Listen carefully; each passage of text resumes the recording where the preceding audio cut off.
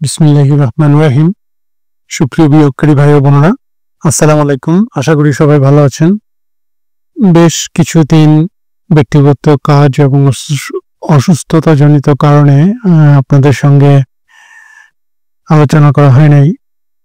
আজকে লম্বা একটা গ্যাপ ধরা চলে, এরপরে আবার আসছি। যাই হোক, আজকের মার্কেট পর্যালোচনা নিয়ে এবং 5টি স্টক নিয়ে একটু কথা বলবো। মার্কেটের অবস্থা তো ভালো, আপনারা সবাই লক্ষ্য করেছেন।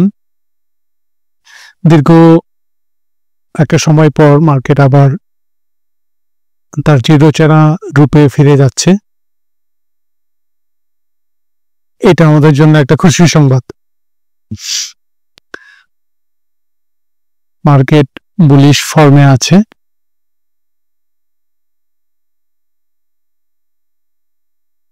আজকে সব দিক থেকেই আপার ফর্মে, যদি আমরা হেকিং রাশিতেও দেখি তবু আমরা দেখতে পাচ্ছি যে এটা পজিটিভ ফর্মে ফিরেছে। যাই হোক, 248টা আপট্রেন্ড, 123টা ডিক্লাইন এবং 44 আনচেঞ্জ ছিল। আজকে যে 5টা শেয়ার নিয়ে আলোচনা করতে চাই, সরাসরি সেখানে চলে যাচ্ছি। প্রথমেই আজকে দেখছেন আপনারা ব্যাংকিং সেক্টরের ভালো উত্থান, সেই সঙ্গে ইন্স্যুরেন্স সেক্টর জয় জয়কার পরিস্থিতি।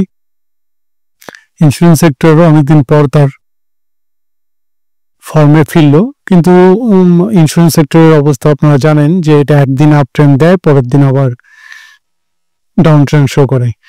অতএব এটা অনেক দিন আগের থেকে কিনে না রাখলে এখান থেকে প্রফিট ঘরে নেওয়া একটু ঝামেলা, অথবা যারা দীর্ঘমেয়াদী ইনভেস্ট করে রাখতে চান তাদের জন্য ইন্স্যুরেন্স চমৎকার। আমি ইন্স্যুরেন্সের নেগেটিভ বলতেছি না, আমি বলতেছি যে ইন্স্যুরেন্স থেকে প্রফিট ঘরে নিতে গেলে বেশ সময় ক্ষেপণ করতে হয় এবং ধৈর্য সহকারে বসে থাকতে হয়। তো আজকে ইন্স্যুরেন্স এবং ব্যাংকিং সেক্টর তার বড় একটা উত্থান হয়েছে এবং লেনদেন ভালো। এই কারণে আজকে মার্কেট মোটামুটি 1177 কোটি টাকার লেনদেন হয়েছে। চমৎকার একটা লেনদেন। তো আমরা যে 5টা শেয়ার নিয়ে আলোচনা করতে চাই, তা প্রথম যে শেয়ারটাই ব্যাংকিং সেক্টরের কথা যদি আমি বলি, বর্তমান সময়ের অত্যন্ত চমৎকার একটা bank city bank.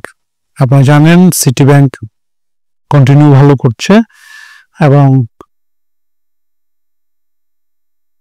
Google pay যেটা, এটা সিটি ব্যাংকই প্রথম বাংলাদেশে নিয়ে আসছে। আর গত বছর চমৎকার ডিভিডেন্ড দিয়েছে 25 টাকা, ক্যাশ ডিভিডেন্ড 12.5 আর স্টক ডিভিডেন্ড 12.5। বরাবরই সিটি ব্যাংক ডিভিডেন্ডের মধ্যে আছে। ন্যাব ভালো 34.39, গত বছরের থেকে বৃদ্ধি পেয়েছে। ইপিএস 7.53। টেকনিক্যাল ভাবে যদি আমরা দেখি, একটা কারেকশন শেষ করে এখন ঊর্ধ্বমুখী প্রবণতায় আছে। আজকে চমৎকার ভলিউম ক্রিয়েট করছে। অতএব আশা করা যায়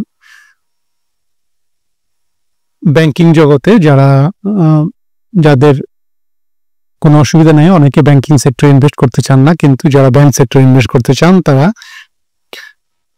সিটি ব্যাংককে মাথায় রাখতে পারেন। পরবর্তী যে শেয়ারটা নিয়ে কথা বলতে চাই সেটা হলো সোনালী পেপার। সোনালী পেপার বেশ কয়েকদিন আপট্রেন্ড মুডে আছে, আপনারা জানেন আপট্রেন্ড মুডেই কন্টিনিউ আছে। তো এখানে যেটা বলতে চাই সেটা হলো যে সোনালী পেপারে যারা বর্তমানে আছেন, আমরা যদি এই চার্টটা আরেকটু ভালোভাবে দেখি, এখানে দেখেন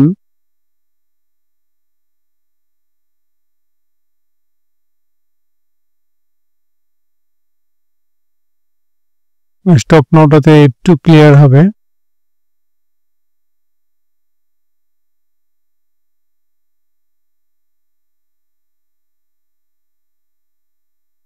সোনালী পেপারটা বেশ কিছুদিন আপট্রেন্ডে থাকার পরে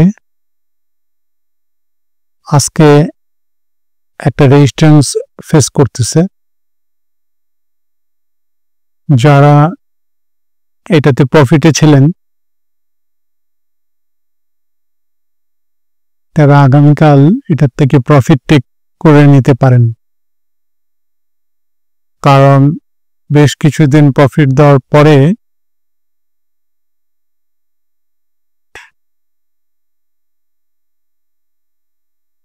এটা কিছুদিন সাইড হয়ে থাকার সম্ভাবনা আছে। তো আমার মনে হচ্ছে এটা কিছুদিন সাইড হয়ে থাকতে পারে। তো যেহেতু ঊর্ধ্বমুখী বাজার, আমি লং টার্ম ইনভেস্টের কথা বলছি না। যারা ট্রেড করতে চান, 3-4 দিনে যারা প্রফিট, বা 7 দিন 8 দিন 10 দিনে যারা প্রফিট বের করতে চান, তাদের জন্য আমার এই আলোচনা। সোনালী পেপারটা কিছুদিন সাইড হয়ে থাকার সম্ভাবনা আছে, যেহেতু একটা রেজিস্ট্যান্স ফেস করবে। অতএব যদি এটা ব্রেকআউট করে পরবর্তীতে আবার ইনভেস্ট করা যাবে, আমি সেটা বলতেছি না এটা, তবে এটা লং টার্ম অনেক দূর যাওয়ার সম্ভাবনা আছে। সেই দৃষ্টিকোণ থেকে এটাকে আপনারা বিবেচনা করবেন।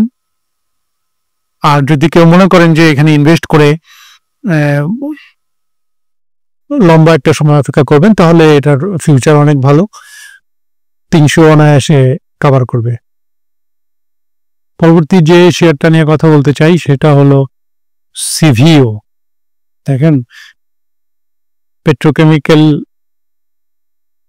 সিভিও পেট্রোকেমিক্যাল রিফাইনারি লিমিটেড, আজকে এটা একটা দারুণ একটা ভলিউম দিয়ে ঊর্ধ্বমুখী প্রবণতা কনফার্ম করেছে। যারা এটাতে ইনভেস্ট করেন নাই তারা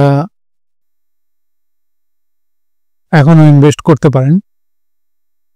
এটারও আশা করা যায় যে 195-94 এটা একটা রেজিস্ট্যান্স আছে, এর আগে আপাতত আর কোনো রেজিস্ট্যান্স নাই।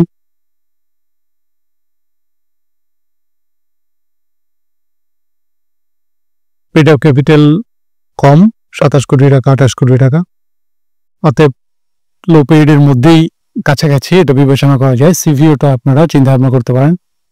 আরেকটা শেয়ার যেটা নিয়ে কথা বলতে চাই সেটা হলো আপনার বীজ হ্যাচারি। দেখেন, লম্বা একটা ঘুম দেওয়ার পরে বীজ হ্যাচারি আবার একটু জাগ্রত হয়েছে, তো ভালো ভলিউম পাচ্ছে। আজকে একটু কালেকশন মোডে ছিল, কিন্তু ভলিউম চমৎকার, এটা কালেকশনই হয়েছে। এখানে যারা শর্ট টার্ম, এই যে গ্যাপটা দেখতে পাচ্ছেন, এই গ্যাপটা বীজ হ্যাচারি পূরণ করবে অবশ্যই। অতএব যারা,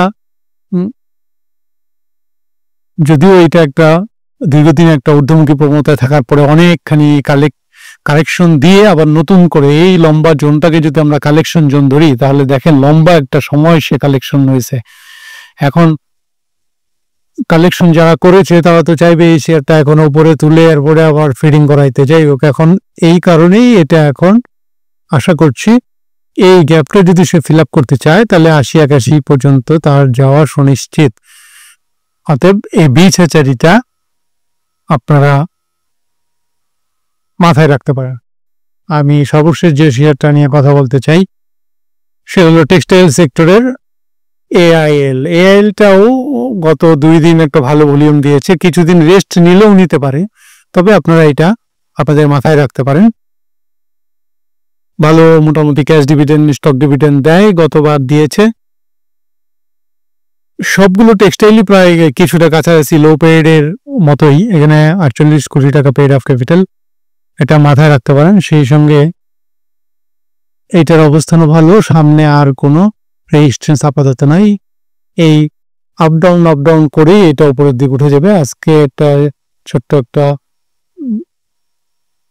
কারেকশন দিয়েছে, এরপরে আবার হয়তো কালকে ঊর্ধ্বমুখী প্রবণতা থাকলেও থাকতে পারে, অথবা আগামীকালকে যদি একটা কারেকশন দেয় তারপরের দিন নিশ্চিত ঊর্ধ্বমুখী প্রবণতা দেখবো আশা করি। তো এই ছিল আমার 5টা শেয়ার নিয়ে আলোচনা। আশা করি আপনাদের উপকার হবে। তবে শেয়ার বাজার ঝুঁকিপূর্ণ, জেনে শুনে বুঝে বিনিয়োগ সিদ্ধান্তে যাবেন আশা করি। তো পরবর্তী শেয়ার নিয়ে আলোচনা করার আগ পর্যন্ত ভালো থাকবেন। আসসালামু আলাইকুম রহমতুল্লাহ।